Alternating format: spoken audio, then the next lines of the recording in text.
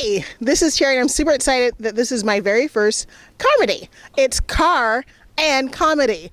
I could never find a place of my own to do stand-up very easily, and I thought, why not incorporate the use of a car? And I'm super excited because Nissan's loaned me a Nissan Leaf in honor of the new comedy Stuber coming out this week nationwide.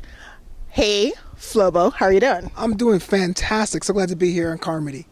Now tell me, what's your journey from boyhood to adulthood doing comedy here in LA? Oh, it's actually a interesting story. I actually had a near-death experience a couple of years ago. I had elective surgery that had some complications, and I thought I was really going to pass on. I know that sounds dark, but in that moment, I had two regrets, or two things I wish I hadn't done yet. I hadn't done at the time: comedy and learn to ride a motorcycle. So when I healed up, the first thing I did is got my motorcycle license, and the only thing I have left to do is try comedy. And it's been about 5 years, and I've enjoyed every single moment of it.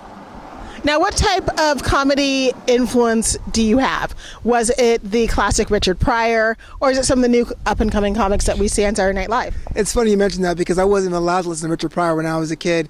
When it comes in, day out, I was a fan of late night talk, the late night TV format. We're talking your Lettermans, your Lenos. I mean, that's what I saw every day. You got 6 minutes of fresh content in comedy, and realized how important comedy was for people to understand the news and make them feel better with their own troubles in the world. Now, a lot of people who are on their way to their Hollywood success story have to juggle their life. Now, how do you juggle living your dream here in LA? Oh, time management, man. If you put down how many things I have to do for paying the rent versus following the dreams, it'll make your head spin. So you're only one person. Make sure you get enough sleep and enough water, and really time out your day so you can take time to your craft and take time to handle the things that are more important to you.